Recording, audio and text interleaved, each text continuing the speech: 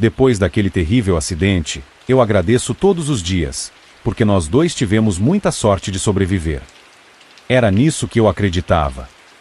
Pois o meu marido não é o mesmo desde aquele dia. Quando acordei na cama do hospital, ignorei meu pulso quebrado e a dor pulsante na minha testa costurada. Fiquei simplesmente aliviada por James estar sentado ao meu lado, segurando minha mão. Seu rosto tinha alguns cortes e hematomas, mas ele estava vivo. E os ferimentos eram superficiais. Mal eram arranhões. Meu marido parecia bem. Muito melhor do que eu parecia. E Lilian, e ele sorriu. E você está acordada. Eu solucei, apertando sua mão com força. E você se lembra do que aconteceu? Meu marido perguntou. Engoli em seco. Y estábamos dirigindo para casa. Nós. Havia uma ponte. Você desviou por quê? Eu não sei. Nós batemos. James assentiu solenemente, embora seu comportamento parecesse estranho para mim. E sinto muito, Lilian. Tirei os olhos da estrada e... ou você está bem? O interrompi. E aconteceu mais alguma coisa? James inclinou a cabeça de uma maneira estranha. E o que você quer dizer? Eu franzi a testa. E você continua me chamando de Lilian. E esse é seu nome, não é? Ele respondeu em um tom sem emoção. E você nunca me chama de nada além de Liu, e eu disse, levantando uma sobrancelha. E então? Por que você está sendo estranho? James fez uma pausa, como se engrenagens estivessem girando em seu cérebro. E bem, eu estava apenas pensando. Pensando. G. Perguntai. Ele assentiu.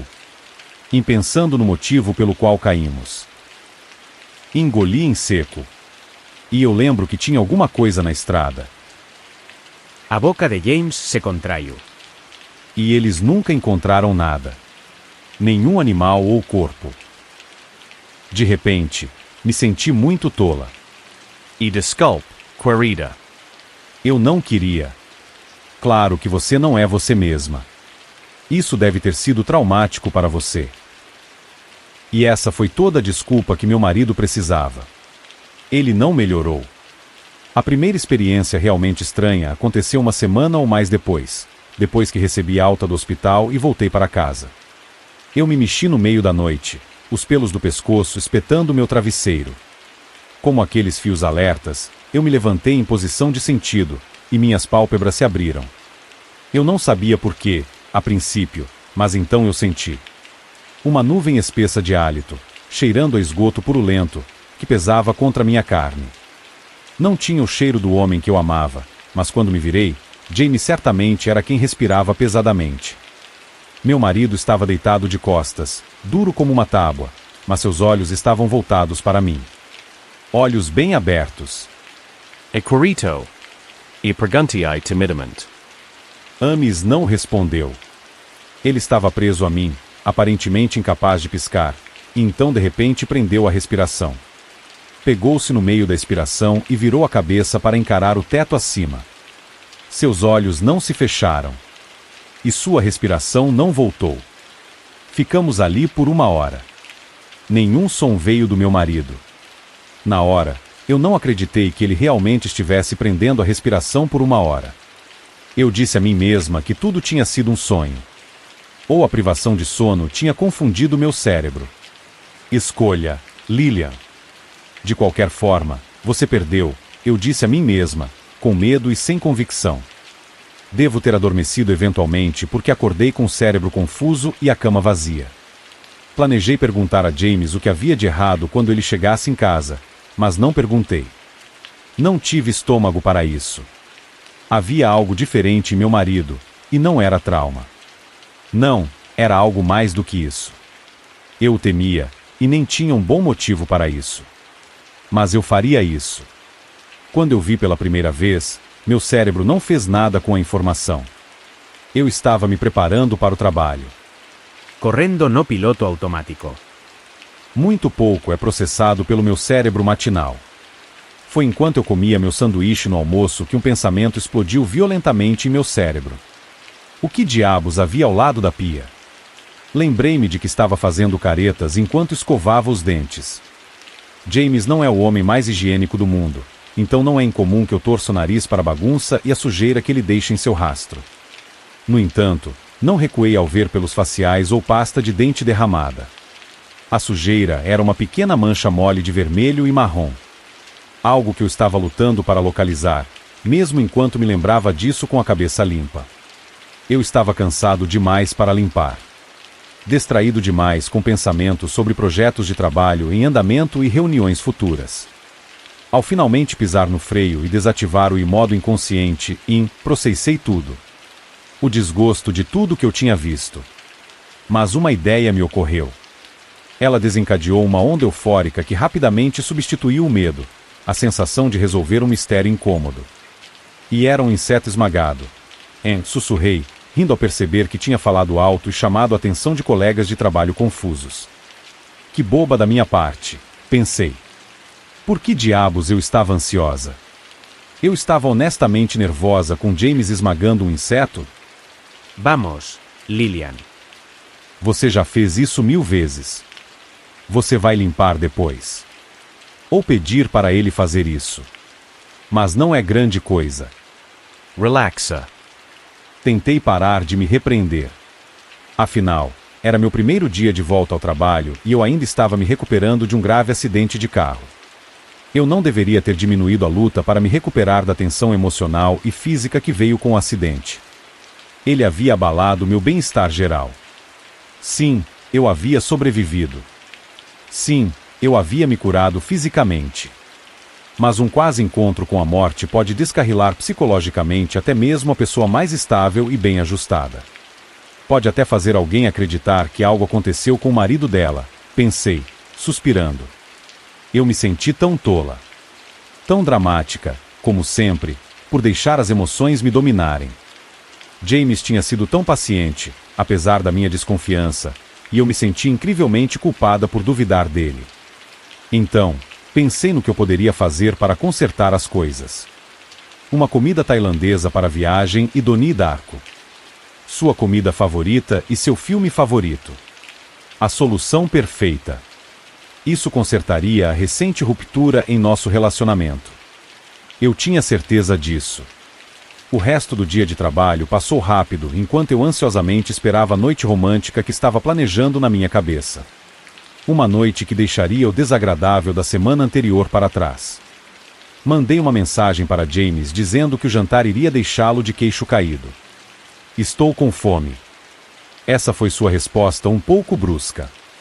Um pouco peculiar e beirando a grosseria, dependendo de como a pessoa interpreta, mas eu escolhi interpretar positivamente.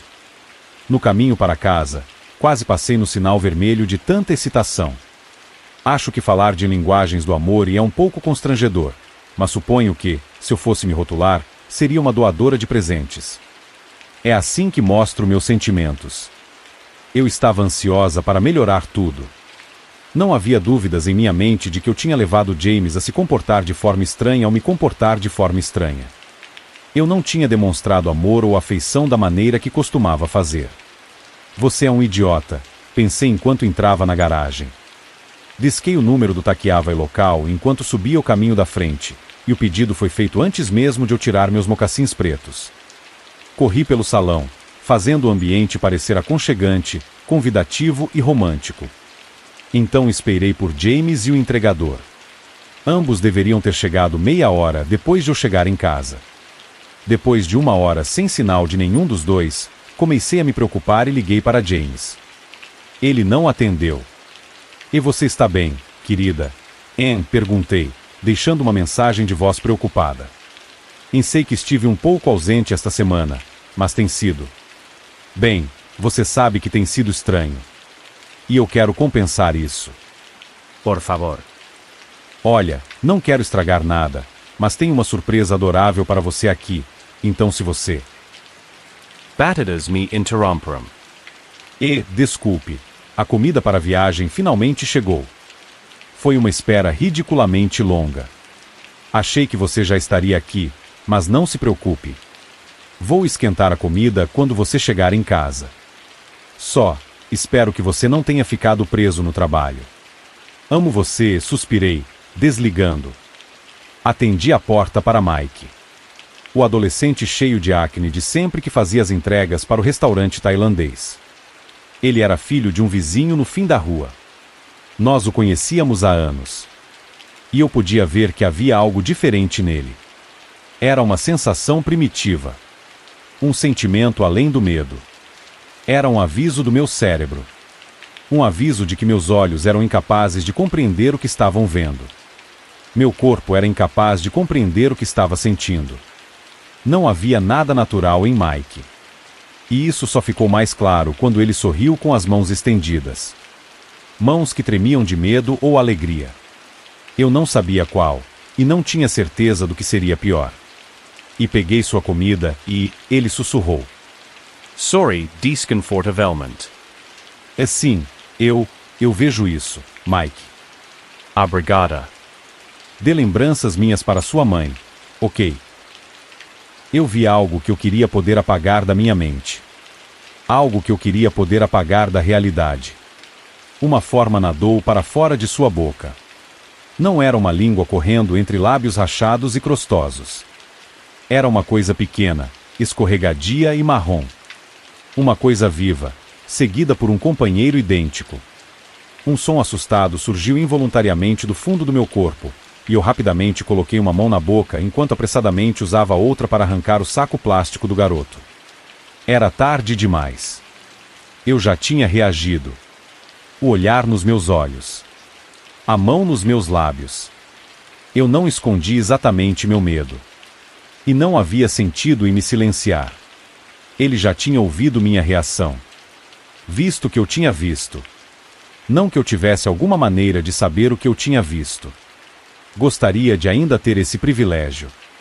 O adolescente respondeu ao meu som de horror com uma risadinha leve. Uma risadinha que cresceu enquanto eu lentamente comecei a fechar a porta. Eu estava com muito medo de bater com ela em um movimento rápido, caso o garoto na minha porta reagisse perigosamente. Ele me assombrava. E na fresta da porta entreaberta, momentos antes de eu fechá-la, vi outra coisa. Formas serpenteantes. Vermes vermelhos, como os que eu tinha visto nos lábios do garoto, começaram a irromper pelas manchas em seu rosto. Eles deslizaram por espinhas petrificantes que não eram espinhas de verdade. Assim como aquela coisa não era Mike. Finalmente fechei a porta e a tranquei, enquanto meu coração batia sem ritmo. Eu podia ouvir o garoto respirando do outro lado da porta, e meu corpo tremia. Pensei em chamar a polícia. Pensei em gritar para ele ir embora. E ele não queria a entrega, e Mike riu erraticamente. Passos se afastaram, e tentei processar o que o garoto havia dito. Não fazia sentido. As peças assustadoras do quebra-cabeça estavam lá, mas nada significava nada. Não até James falar. E você não me ouviu, querida. Meu marido arrulhou. A voz inesperada atingiu meu coração com um estrondoso raio de medo, e eu me virei para ver James parado na porta da sala de estar. Seu rosto estava desajeitadamente pintado com um sorriso que parecia mal aprendido, como se ele nunca tivesse visto a verdadeira alegria. Nunca tivesse visto uma pessoa de verdade. Era uma performance aterrorizante de uma coisa que andava entre humanos por uma semana. Eu soube então o que suspeitava há dias. Este não era meu marido. E ouvi. O quê? Eu choraminguei, ganhando tempo enquanto me atrapalhava com a maçaneta da porta atrás de mim. E ouça-me chegar em casa, Lillian, e ele riu. E eu disse ao entregador que não precisaríamos da comida. Vejo que você a pegou de qualquer maneira. Tudo bem. Eu sei como é sentir fome. Escuta, querida. Sua mão disparou para o interruptor de luz, e o saguão mergulhou na escuridão. Eu gritei de susto, derrubando a bolsa no chão, e os sapatos pesados de James pisaram pesadamente nos ladrilhos em minha direção. Gritei enquanto dedos agarravam meus ombros, e a coisa com o rosto do meu marido me jogou no chão como uma boneca mole. Ele subiu em cima de mim, me sufocando sob seu peso inexplicável. Eu via muito pouco na escuridão, mas sentia aquele hálito horrível em minhas pupilas, um aroma mofado e terroso que deslizava sob minhas pálpebras. A estagnação procurando um lugar aconchegante para hibernar. Foi assim que escolhi entender enquanto olhava de soslaio para os olhos de James na escuridão. Olhos que derramavam uma torrente de líquido escuro. Um líquido se contorcendo, quebrando-se em partes sólidas. Criaturas vorazes estavam caindo de todos os orifícios discerníveis, e eu sabia que essas coisas tinham reivindicado o corpo de James como um lar. Sua mente também. Eu me perguntei se, dentro de seu corpo, não poderia haver nada além daquelas criaturas terríveis. Nenhum osso ou órgãos. Simplesment vermes. Criaturas que tinham enchido o entregador da mesma maneira. Criaturas que estavam prestes a me levar. E não, e eu gritei. Minha mão envolveu a base do cabideiro próximo, e eu puxei.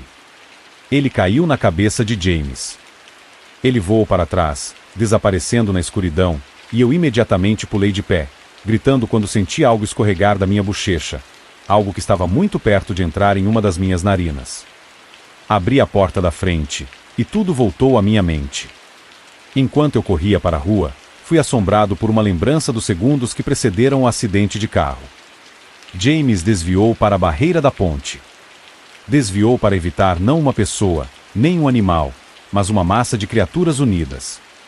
Uma massa viajante de horrores semelhantes a vermes. Não coma no restaurante chamado Apis Restaurant. Eles servem carne humana absolutamente deliciosa. Perdi meu emprego há alguns meses quando todo o negócio em que eu trabalhava faliu e fechou abruptamente. Para sobreviver, comecei a dirigir para Uber até tarde da noite. Eram cerca de 3 horas e 34 horas da manhã quando fiz a última entrega na noite em que isso aconteceu. O passageiro era um homem estranho e quieto com uma camiseta engordurada. Seus olhos castanhos pareciam inexpressivos e mortos. Olhei pelo espelho retrovisor enquanto deixava em uma casa vitoriana no meio do nada, certificando-me de que ele saísse do meu carro para poder sair e usar uma máscara feita de pele humana ou o que quer que as pessoas assim fizessem em seus dias de folga. A casa parecia algo saído de um filme de terror, todas as torres afiadas e janelas escuras com um exterior vermelho sangue. O amanhecer chegou cedo naquele dia, um céu laranja canceroso pairando sobre nossas cabeças. Agulhas de chuva começaram a cair abruptamente para os lados. Cansado e faminto, fiquei de olho em algum lugar para parar e comer enquanto dirigia pelas torrentes imundas de chuva. Liguei o GPS do meu apartamento e acelerei pelas ruas sujas e vazias de Frost Hollow. Árvores escuras e mortas se erguiam acima de mim em ambos os lados. Dirigi por alguns minutos, vendo apenas uma única casa bem no começo da estrada durante todo esse tempo. Eu não conhecia essa área, então fiquei agradavelmente surpreso quando um restaurante bem iluminado apareceu à minha esquerda. Uma placa piscante dizia alegremente Apis Restaurant. O estacionamento estava completamente vazio, exceto por um caminhão que parecia estar ali há semanas. Folhas e sujeira cobriam o para-brisa, e alguém havia escrito e limpe-me na sujeira em letras gigantes. Solti un bocejo profundo quando entrei no estacionamento. Tentei verificar meu telefone, mas não havia internet ou serviço ali. Eu esperava que eles tivessem Wi-Fi no restaurante. O Apis Restaurant tinha enormes janelas de vidro que envolviam as laterais e a frente do restaurante.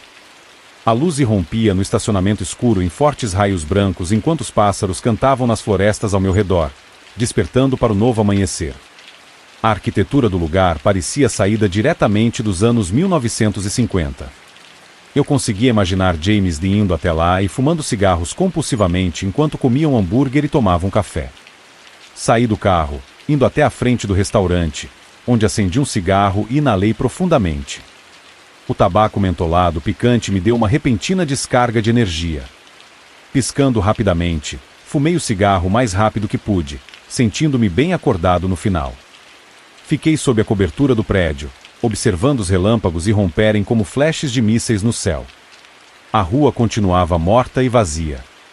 Eu não tinha visto uma única pessoa desde que deixei o esquisito na casa vitoriana próxima. Abri a porta de vidro do restaurante, ouvindo um sino tocar no alto. Olhei para o restaurante vazio, vendo suas mesas limpas e brilhantes. O cheiro de café fresco subiu em ondas perfumadas. Dando de ombros, desci e sentei em uma mesa ao lado de uma TV no canto. Estava passando algum canal de notícias local. Em 2 pacientes do Hospital Psiquiátrico Graipat conseguiram escapar tomando uma enfermeira como refém. Eles aparentemente planejaram um ataque por semanas, fazendo facas caseiras com parafusos retirados das paredes e outros contrabandos que não foram detectados. A enfermeira escapou logo depois, ilesa, mas claramente em sofrimento. A instalação é considerada um hospital de segurança máxima, com a maioria dos pacientes considerados criminalmente insanos e mantidos até. Ei, desculpa, cara, não vi você aí, e uma voz gritou do fundo do restaurante vazio.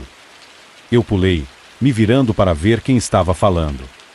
Um homem saiu com um avental sujo e manchado. Ele era incrivelmente gordo, provavelmente pesava pelo menos 130 ou 180 quilos. 4 queixos oleosos pendiam do seu pescoço como as barbelas de um galo. Ele me lembrava uma aberração de circo, um homem parecido com uma lesma cujos passos pesados sacudiam o chão quando ele se aproximava da minha mesa.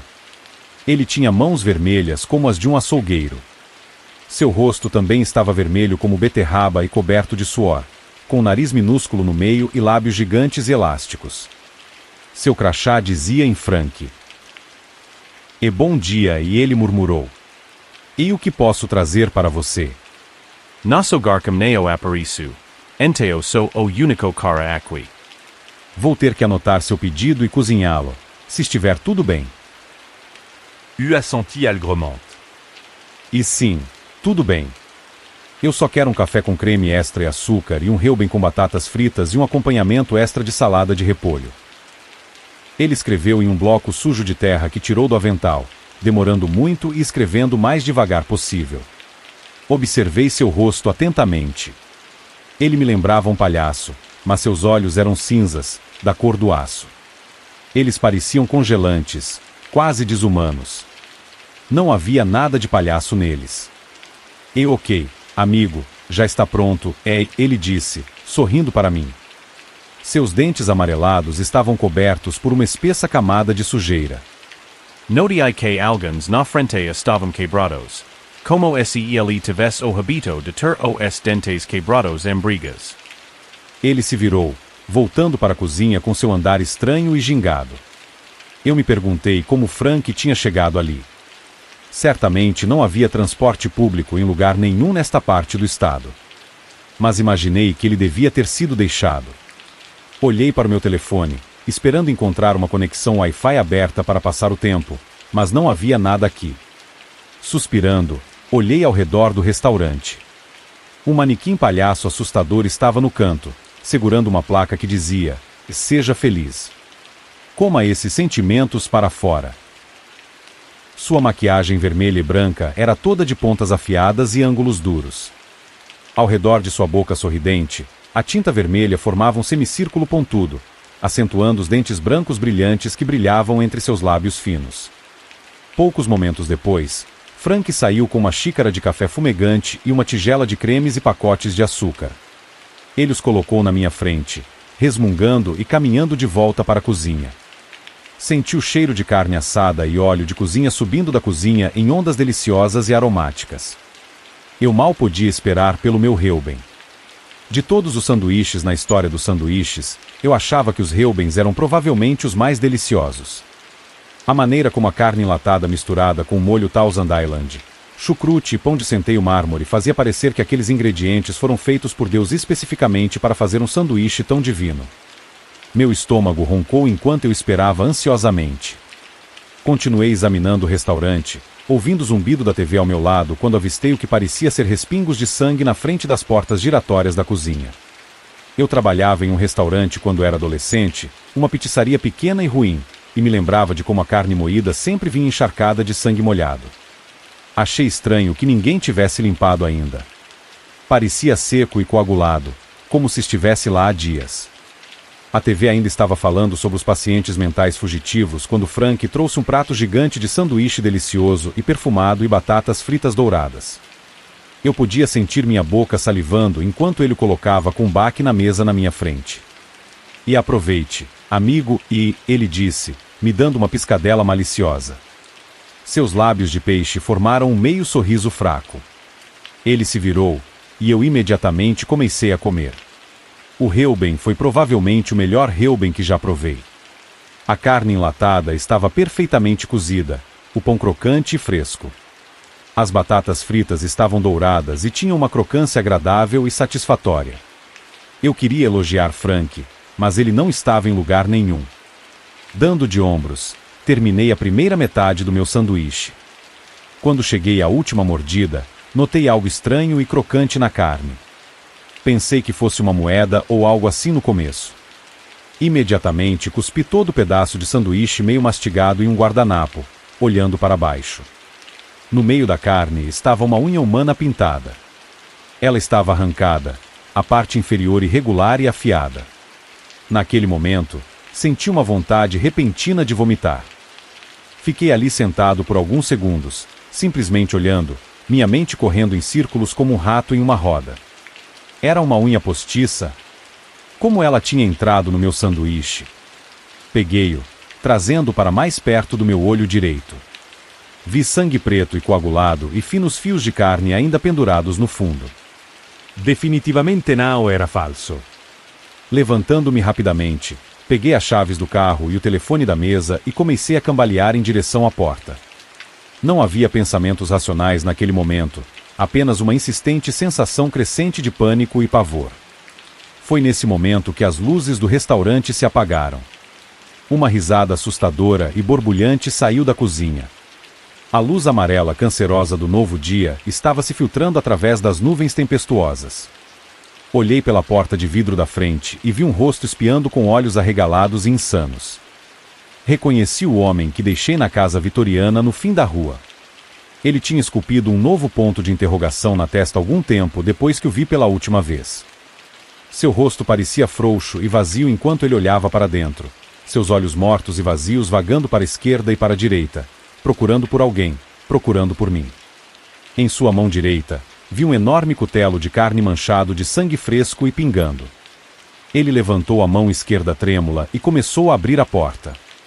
Na escuridão e no silêncio do restaurante, eu podia ouvir cada som amplificado 1000 vezes, cada gota de chuva batendo no teto, cada batida forte do meu coração, cada pequeno rangido da porta ao se abrir.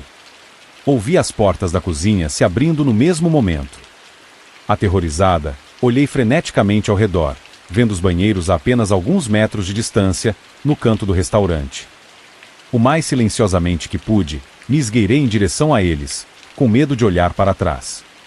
Abri a porta do banheiro feminino, espiando enquanto a fechava atrás de mim. Eu podia ver o homem segurando o cutelo de carne lentamente passando pelas mesas, curvando-se para verificar embaixo delas. Eu podia ouvi-lo sussurrando para si mesmo. Devo batizá-los no sangue e enviá-los para o mundo, e, ele murmurou baixinho. Devo encontrar o sangue, comer o corpo, beber o sangue para ver Deus. Silenciosamente, fechei a porta e tateei no escuro até encontrar a fechadura. Inalando profundamente, cliquei para o lado. O sutil ruído de clique pareceu tão alto quanto um tiro no silêncio. Tirei meu celular do bolso e me virei, vendo uma cena de pesadelo.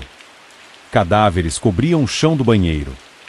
Uma garçonete com colete abotoado estava sentada contra a parede em um canto. Ela parecia ter 20 e poucos anos, olhos castanhos escuros, cabelo preto e pele clara e cremosa. Dezenas de facadas profundas brilhavam em seu peito e estômago. Seu pescoço tinha sido tão profundamente cortado que sua cabeça quase foi decapitada.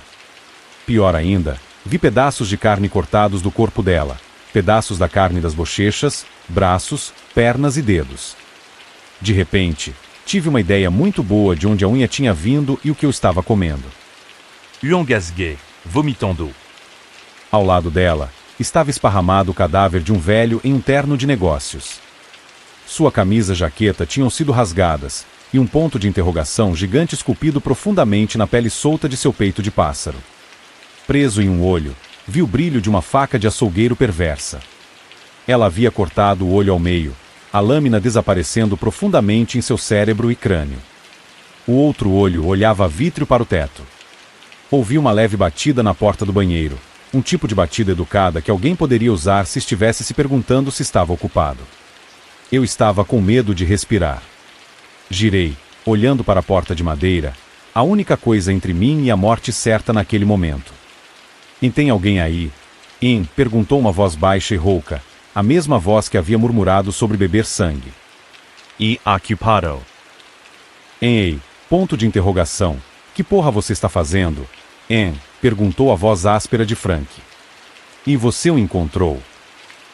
Seu tom aumentou para um de excitação total, como uma criança a caminho da Disneylândia. E o banheiro está trancado, respondeu Question Mark. E acho que temos um cordeirinho lá, pronto para o abate. Pronto para a grelha, você quer dizer? Frank disse, dando uma risada insana que me lembrou da frieza do espaço vazio. Eu me virei, correndo para o cadáver do velho. O jogo tinha acabado, eu sabia. Envolvi minhas mãos em volta do cabo pegajoso e coberto de sangue da faca de açougueiro.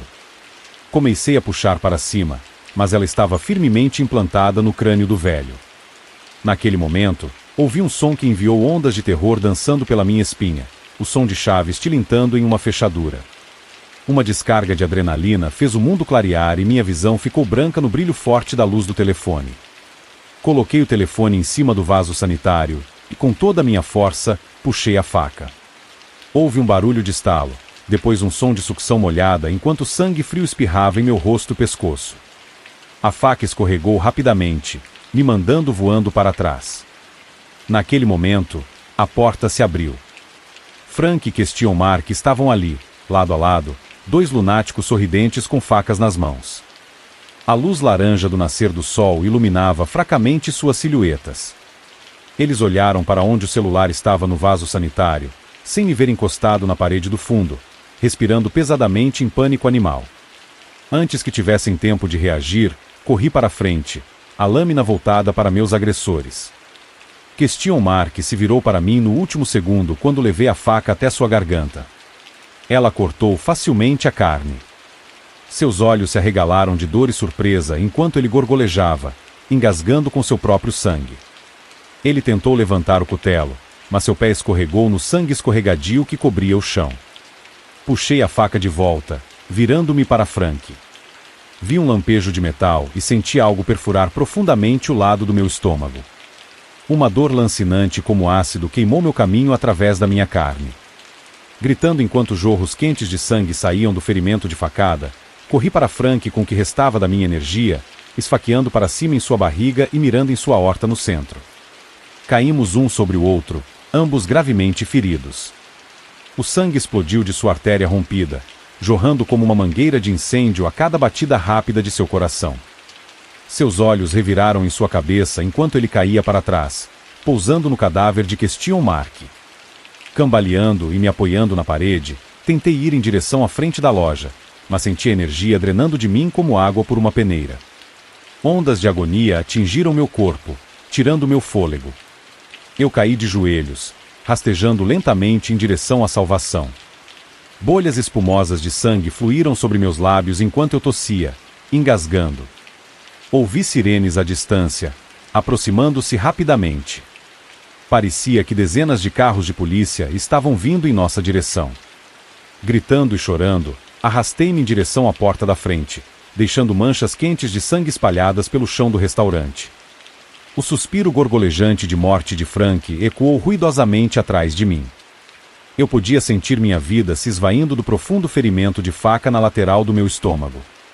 Quando cheguei à porta, carros de polícia entraram no estacionamento do restaurante com barulho de pneus.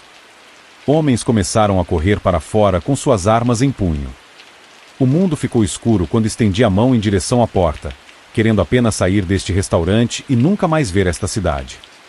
Acordei no hospital alguns dias depois. Uma cirurgia de emergência havia parado o sangramento, e muitas transfusões de sangue salvaram minha vida. A polícia estava esperando ao redor da minha cama enquanto eu recuperava a consciência, frenética para me fazer perguntas. Eu disse a eles que não sabia de nada, que tinha acabado de parar no restaurante para comer e fui atacada. E recebemos vários relatos de pessoas desaparecidas nas últimas semanas, disse o detetive de homicídios rude com cara de bulldog, mas não conectamos as vítimas ao restaurante até o dia em que encontramos você lá. Os 2 pacientes que escaparam estão mortos, graças a você. Ele deu um tapinha no meu ombro. Balancei a cabeça, cansado demais para responder. Se ao menos tivessem investigado antes, eu poderia ter evitado todo esse pesadelo. Mas, por outro lado, eu também não teria provado o melhor sanduíche Reuben do universo. A velha senhora da bodega não é o que parece. Penso muito sobre sinais. Sinais que mostram às pessoas a que grupos elas pertencem. Sinais que escondem a verdade. Todo mundo usa sinais para misturar, atrair ou capturar. Vovó Pero morreu pouco depois do derrame, e eu tenho tomado decisões ruins desde então. Talvez minhas expectativas sejam altas demais, ou eu seja apenas um idiota. De qualquer forma, eu fugi do lar coletivo para ficar com pessoas que se chamavam de minha e família. Elas eram as pessoas erradas. Elas usavam as palavras família, irmão, irmã e amor como se fossem chaves mestras, roubando confiança e tirando respeito próprio. A única pessoa que me lembro de usar a palavra família corretamente foi a vovó Pero. Ela era uma mulher pequena que viajou pelos Estados Unidos como atriz antes de se estabelecer com o vovô acima da loja de aluguel de teatro deles. Eu tinha 3 anos quando o acidente de carro levou o vovô e a mamãe, então não sei se eles usaram a palavra família corretamente, mas espero que tenham usado. Eu nunca fui tão extrovertida quanto a vovó, mas isso não a incomodava. Ela me ensinou a observar as pessoas. Como ver seus sinais e como ouvir. Quando ela morreu, eu esqueci muitas dessas lições por um tempo. Eles chamavam isso de família. Aí família e movia produtos. Esse produto podia ser bens, drogas ou pessoas. Os não iniciados, como eu, estavam distraídos com comida e um lugar seco para dormir, mas não demorou muito para ver por trás da cortina. As coisas ficaram muito intensas com a nova família e eu corri. Corri de volta para meu antigo bairro. Os prédios eram familiares, mesmo que minha casa não existisse mais. A antiga loja teatral tinha se transformado em uma micro-cervejaria. Depois de uma quantidade adequada de autopiedade, 30 minutos, vaguei pelos becos, pegando latas ou procurando por pedaços que pudessem ser reciclados, usados ou trocados. Reconheci rostos antigos, mas tentei ficar fora de vista. Era mais seguro assim. O único lugar onde me permiti ser visto foi a velha igreja luterana do outro lado do parque. A maioria das pessoas que poderiam ter me conhecido já tinha envelhecido e saído da congregação ou morrido. Valia a pena o risco porque Saint Lazarus tinha uma dispensa de alimentos no porão e distribuía almoços na maioria dos dias, então eu não estava sempre com fome, o que era bom. Encontrei um lugar seco perto da biblioteca para dormir, o que parecia um golpe de sorte, até que não foi. Eu tinha a satisfação de estar em um lugar familiar. Pequenos pedaços de conforto me fizeram acreditar, por um momento, que eu não era um fracasso e não tinha confiado nas pessoas erradas. Aquele momento passou rápido quando Stick me encontrou. Stick era um babaca assustador. Tecnicamente, ele não estava no comando da família mas ele fazia funcionar. Ele fazia as coisas. Não tenho ideia de quantos anos ele tinha. Ele era todo musculoso e podia marcar entre 20 e 50.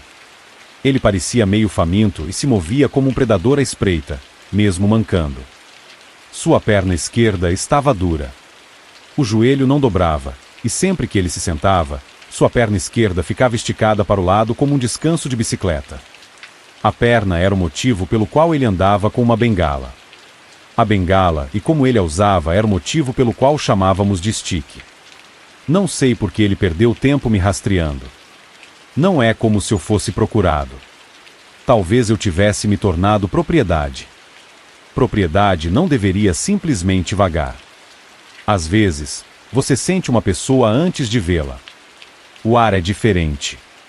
Quando Stick estava por perto, o ar parecia morto e imóvel. Eu sabia que estava sendo observado antes mesmo de abrir os olhos. Stick estava sentado em uma caixa de leite, sua perna ruim dobrada para o lado e sua testa apoiada em sua bengala. Eu me empurrei para fora debaixo da tubulação da unidade de vac em que eu estava dormindo e tirei a sujeira do meu jeans. E achei que fosse você, hein? Disse Stick enquanto seu sorriso afiado se curvava até seus olhos escuros e fixos. Stick queria meu desconforto. Eu o vi jogar o jogo da intimidação muitas vezes. Ele agia muito amigavelmente. Então, quando você estava bem e preocupado, movimentos rápidos, uma mão em volta da sua nuca, e a violência vinha em seguida. Então ele agia como se toda essa confusão mental fosse uma grande piada, como se vocês fossem amigos, e não é ótimo que você possa brincar com alguém que realmente se importa. Funcionou também. Se você fosse o infeliz foco da atenção de Stick, ficaria grato quando ele sorrisse e dissesse: "E é só uma brincadeira, garoto. Não seja tão sensível." Eu já tinha visto o padrão vezes o suficiente para saber que Stick treinava pessoas como cães com seu jogo quente e frio. Eu não gostava do jogo, ou do medo, então mudei o padrão. "Ei, Stick, você veio ajudar a pegar latas?" Perguntei, certificando-me de que meu sorriso alcançasse meus olhos. Eu estava tentando ser agradável, enquanto ignorava o nervosismo ardente em meu intestino. Ainda estava escuro lá fora, mas eu conseguia ver bem as expressões de Stick. Stick bateu sua bengala na calçada e olhou para mim com ceticismo antes de responder. "E só estou dando uma olhada no meu irmãozinho." Nós não éramos parentes. Stick gostava de chamar os não iniciados de seus irmãozinhos ou irmãzinhas. Ele forçava a intimidade em sua linguagem. Eu não discutia o ponto. As interações eram melhores com Stick quando você concordava com tudo que ele dizia. "E obrigado, cara", elogiei, tentando soar genuíno e ignorante enquanto dava um passo à frente e oferecia minha mão a ele. Stick não se moveu, mas eu podia ver que essa conversa não estava indo como planejado para ele, e me forcei a não reagir à sua confusão. Eu não podia sair do personagem, ou ele saberia que eu estava brincando com ele. Stick bateu sua bengala no chão 2 vezes, agarrou minha mão e se levantou. Ele me observou. Eu segurei seu olhar, mas de uma forma aberta, ingênua que eu tinha aperfeiçoado na frente do espelho enquanto a avó dava conselhos de atuação enquanto ela colocava seu rosto. Uma vez perguntei à vovó Per por que alguém praticaria agir como um idiota. Ela apontou seu pincel de rímel para mim, em seu personagem Minnesota Nice mais idiota, disse: "E é mais fácil ser perdoado quando as pessoas acham que você é um pouco idiota, sabia?" Como na maioria das coisas, a vovó estava certa. Antes que eu entendesse o que tinha acontecido, Stick me puxou para o seu lado e colocou um braço em volta do meu ombro. "E você ainda não tem um nome. Todo mundo tem um nome, mas não pode escolher." Ele fez uma pausa e me deu um sorriso de gato de Cheshire. "E eu tenho um nome para você, irmãozinho. Você vai se chamar Slide." Então ele segurou meu queixo e forçou contato visual. "E seu nome será Slide porque eu nunca vi ninguém sair da merda mais rápido do que você. Não sei dizer se você faz isso de propósito ou não, e eu tenho observado. Eu observo todo mundo. Você também. Caramba, essa pode ser a primeira vez que eu ouço você falar. Então vamos celebrar seu nome, Slide." O sorriso de Stick sumiu quando ele me puxou para fora do beco. "E nós vamos fazer algo especial." Fiquei em silêncio, sabendo muito bem o que estava por vir. Ser nomeado significava fazer algo que você nunca poderia voltar atrás. Era público e te colocaria na prisão se a polícia tivesse tempo de te procurar. Significava se separar da sua vida anterior e confiar inteiramente na infamília. Eu tinha estado ausente todas as vezes que a nomeação parecia estar nas cartas, mas não consegui escapar dessa vez. Só havia um lugar para ir àquela hora da noite que causaria impacto: a bodega. A bodega era um buraco vermelho na parede com uma porta de vidro coberta com anúncios de supermercado anos desatualizados. Salmão enlatado 2x1 parecia ser o tema dominante. Embora houvesse 2 janelas grandes, uma de cada lado da porta, mal dava para ver o interior. A janela da direita era uma tapeçaria de promoções de cigarro. A janela da esquerda exibia a única faixa de vidro descoberta com vista para o interior. De fora, a vista era de tabaco, raspadinhas de loteria e Old Lady Mitari. A velha senhora Mitari era a dona da loja. Ela era uma mulher baixa, de cabelos escuros, que sempre usava uma blusa longa e florida. A vovó pelamava a velha, mas dizia que Mitari parecia o polegar de um velho durante todos os anos em que a conheceu, e a vovó se mudou para o bairro com o vovô 30 anos atrás. Mitari era uma lenda local, mesmo naquela época, porque a bodega ficava aberta 20 horas por dia, 365 dias por ano, e ninguém mais trabalhava na loja. A vovó costumava fazer um café extra forte chamado baraco e conversar com Imitari às vezes quando o trabalho na loja estava lento. Eu saía furtivamente à noite e tentava pegar Imitari dormindo. Não importava a hora, eu nunca pegava cochilando, e ela sempre me via espiando-a pela janela. Eu sei que ela me via porque ela descruzava os braços e acenava seu mata-moscas para mim. Todas essas memórias passaram pela minha mente enquanto Stick sorria largamente e me empurrava para dentro da bodega. Imitari sacudiu seu mata-moscas em minha direção em reconhecimento, e sua atenção voltou-se para a pequena TV que ela havia colocado ao lado da caixa registradora, que parecia ser o único elo real da velha senhora com o mundo fora de sua loja. O interior da bodega era apenas um longo corredor com prateleiras de alimentos de conveniência, bebidas, artigos para casa, doces e remédios para resfriado cobrindo todas as superfícies disponíveis, do chão ao teto. A única abertura no túnel de produtos era o balcão de vidro no canto traseiro da loja. Imitari presidia seu mini-domínio ignorando casualmente seus compradores. Tentei fazer contato visual com a velha novamente enquanto Stick me empurrava para o fundo da loja, mas depois que ela reconheceu inicialmente nossa entrada, os olhos de Imitari permaneceram focados em sua TV. Tão casualmente confiante quanto possível, caminhei até o cooler e peguei um chá gelado. Quer uma bebida? Perguntei por cima do ombro, minha voz anormalmente firme, dada a corrente elétrica de ansiedade que fluía por mim. Stick zombou e bateu sua bengala 2 vezes no chão. Seus olhos encontraram todas as câmeras de segurança na pequena loja, uma carranca vincando suas feições angulares. Eu segui sua linha de visão e finalmente percebi o que o incomodava. As câmeras eram falsas. Pareciam câmeras de segurança, mas não eram. Não havia fios ou lentes, apenas retângulos e círculos em formato de câmera de segurança. Stick respirou fundo e bateu sua bengala no chão novamente. E há tanta coisa aqui para ver, mas ninguém está observando, ele disse em tom cantado. Então seu sorriso de escárnio se transformou em um sorriso cruel. Eu sabia que Stick queria uma audiência para o que ele me forçaria a fazer. O fato de as câmeras de segurança serem falsas significava que o que quer que fosse acontecer agora teria que ser significativo. Um evento que a vizinhança não seria capaz de ignorar. Meu estômago se revirou com o pensamento. Stick balançou as sobrancelhas para mim. Ele estava observando. Ele tinha visto meus pensamentos, e nós dois sabíamos que ele tinha algo terrível em mente. A bengala girou na mão de Stick e então bateu 2 vezes no ladrilho da loja. E acho que quer um pouquinho disso, Stick disse, gesticulando freneticamente com sua bengala, fazendo uma fileira de latas de sopa caírem no chão.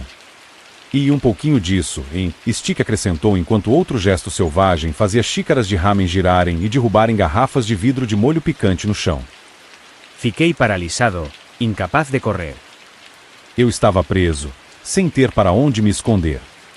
Eu não queria que Stick machucasse a velha Lady Imitari, e eu não queria que Stick me machucasse também.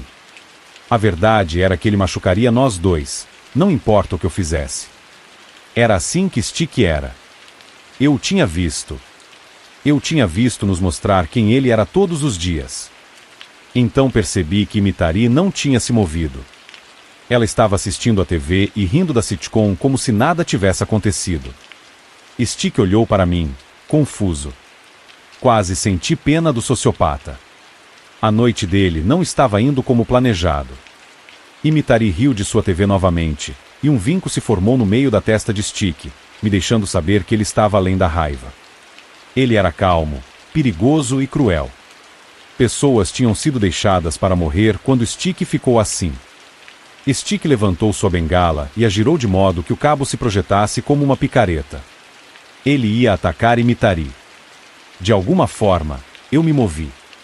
Não fiz muita coisa, mas quando deslizei para frente e agarrei a parte de trás da camisa de Stick, a bengala errou Imitari, e o cabo afiado perfurou o tampo de vidro grosso do balcão logo acima de um rolo de raspadinhas da Loto. A velha senhora Imitari olhou lentamente para os olhos de Stick e sorriu. Sua carranca larga e gentil foi substituída por um olhar de alegria e algo mais, algo primitivo, algo faminto. Suas pupilas estavam dilatadas, e eu tive a sensação desconfortável de que estava assistindo alguém ser servido com sua refeição favorita. Antes que Stick pudesse tirar sua bengala do vidro furado, e Mitari casualmente estendeu a mão para frente, agarrou a bengala e puxou o homem musculoso para frente. Pequeno, velho e enrugado, Mitari olhou nos olhos de Stick e o dominou. Stick caiu para frente sobre o balcão. Ele tentou se empurrar para trás, mas a mão de Mitari apertou seu pulso como um torno.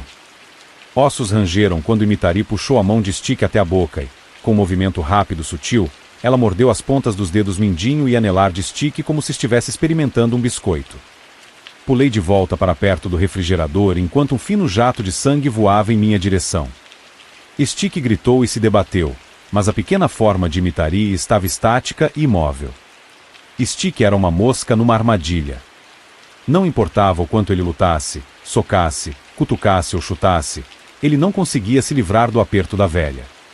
Então, lentamente, ela deu outra mordida. Era estranhamente fascinante observar a forma frágil dessa velha que eu conhecia há anos dar mordida após mordida em Stick. Esse homem, que eu pensava ser um predador, um caçador, um executor, estava chorando e implorando enquanto uma velha, que parecia um polegar enrugado em um top floral, o devorava silenciosamente. Fiquei surpreso com a falta de sangue após o primeiro jato. Tenho certeza de que foi o aperto esmagador de Mitari que estancou o fluxo de sangue. A carne do braço de Stick parecia branca devido à pressão. Mão sobre mão, Mitari puxou Stick para frente.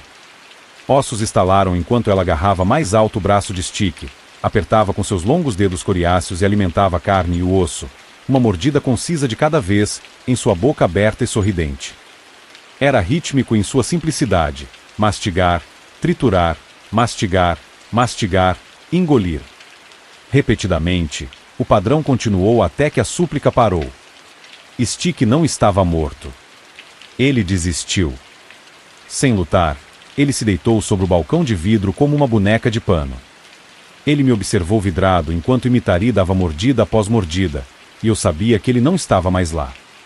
O que quer que fizesse Stick ter se enrolado e se escondido em um canto escuro de sua mente ou tinha sido devorado com seu braço. A velha parecia descontente que sua refeição tivesse parado de lutar. Ela o sacudiu, mas ele caiu, e sua cabeça balançou de um lado para o outro. Mitari franziu a testa, soltou o braço de Stick e empurrou para baixo as costas do homem mole. Sangue jorrou do toco irregular. Mitari abaixou a boca e bebeu do ferimento como se estivesse bebendo de uma mangueira de jardim. Stick não se moveu. Ele apenas ficou pálido, e eventualmente, suas respirações superficiais em pânico acabaram, e o sangue parou de fluir. Então Mitari se levantou. Com um puxão rápido, ela puxou o corpo de Stick sobre o balcão e o deixou cair no chão a seus pés. Seus olhos se fecharam. Um sorriso satisfeito floresceu em seu rosto enquanto o som explosivo de ossos triturando e quebrando ecoava pela pequena loja. O som ensurdecedor de algo sendo triturado parou, e apenas o zumbido do cooler de bebidas reverberou pelo pequeno espaço. Mitari abriu os olhos e me observou, um largo sorriso ainda nos lábios. Naquele momento, percebi que conseguia ouvir o cooler de bebidas tão bem porque tinha me enfiado nele, enfiado entre a porta de vidro e as prateleiras. Mitari me segurou com seu olhar enquanto cordões de carne rosa desciam do teto e limpavam eficientemente a bagunça de Stick, lambendo sangue e molho picante, colocando latas em prateleiras e pegando xícaras de ramen com tentáculos semelhantes a chicotes. Então, os cordões de carne me empurraram para frente, e eu fiquei diante da velha senhora Mitari. A coisa que eu sempre pensei ser uma velha severa me entregou a bengala de Stick. Com o mesmo sorriso benigno que eu lembrava de comprar headshots dele quando tinha 10 anos, ele me acenou com seu mata-moscas, e os cordões de carne me empurraram para fora da porta, para a calçada.